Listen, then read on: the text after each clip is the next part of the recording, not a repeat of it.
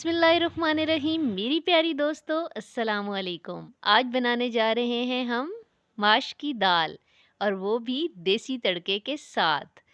और जी, हमने ले लिया है ये ऑयल। थोड़ा सा ऑयल आप देख लें कि इतना सा आपने ले लेना है, हाफ कप से भी कम है ये ऑयल। वो डाल दें और ऑयल को थोड़ा सा गर्म कर देंगे। ऑयल को गर्म करने के बाद डाल दीजिए इसके अंदर लहसुन का पेस्ट। इसमें अदरक नहीं जा रही है, और क्यों नहीं जा रही है ये आपको बाद में पता चल जाएगा।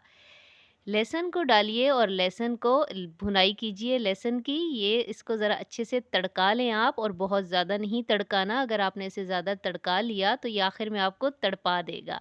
सब्ज़ मिर्चें काट के, और अब सब्ज़ मिर्चों को भी इसके अंदर अच्छे से तड़का लेना है, आपने अच्छे से भून लेना है, लेकिन बहुत एक्स्ट्रा नहीं भूनना।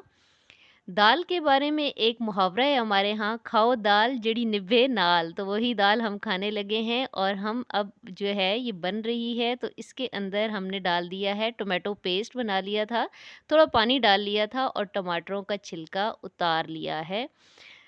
छिलका जब आप उतार लेंगे तो वो अच्छे तरीके से आपका पेस्ट भुन जाएगा, और वो छिलका भी आपके मुंह में नहीं आएगा। ये आपको मिसाले नज़र आ रहे हैं, मैं आपको एक एक करके बताती जाती हूँ। डाल देंगे हम इकट्ठे ही।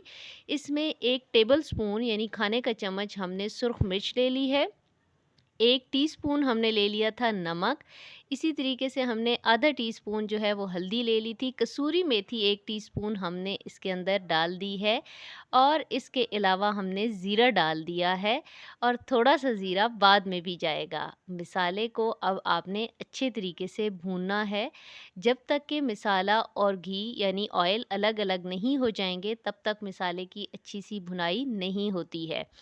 इसमें एक ही एलिमेंट है आज की दाल में, क्योंकि आज की दाल झटपट भी तैयार हो जाएगी और मज़ेदार भी होगी, कि आपने मिसाला ऐसे भूनना है। देखें जी, माशाल्लाह कितना प्यारा कलर आ गया है मिसाले का। जब मिसाला इस तरीके से भुन जाएगा तो उसके बाद हम इसके अंदर दाल माश डालेंगे। ये आपको दिखाती हूँ मैं कि दाल माश जो है वो हमने उबाल ली थी, और 95% तक आपने इसको बॉयल कर लेना है।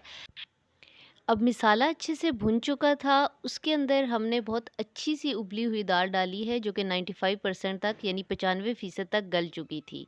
तो इसके बाद इसकी पकाई का बहुत ज़्यादा टाइम नहीं रह जाएगा। थोड़ी देर के लिए आप इसे हिलाएं, ताकि सारे इंग्रेडिएंट्स, तमाम मसाला जात अच्छे तरीके से इसके अंदर मिक्स हो जाएं।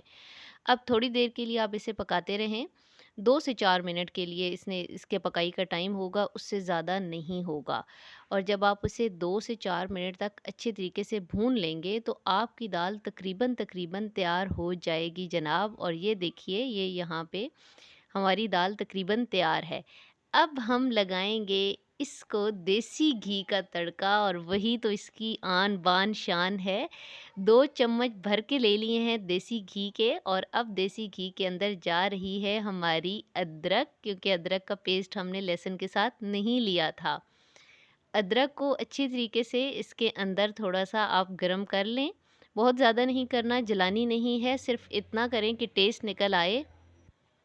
उसके बाद जो चीज़ इसकी खूबसूरती को 4 गुना बढ़ा देती है, वो गोल सुर्ख मिर्च है, डाल देनी है।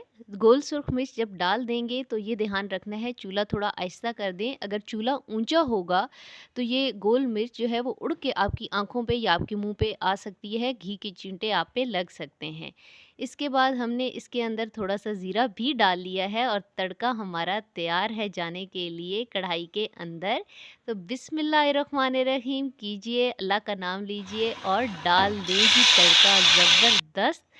और जब तड़का आप डाल लें तो उसके बाद आप हिलाएं, और आपकी झटपट और वाकई चटाचट हो जाने वाली दाल माश तैयार है।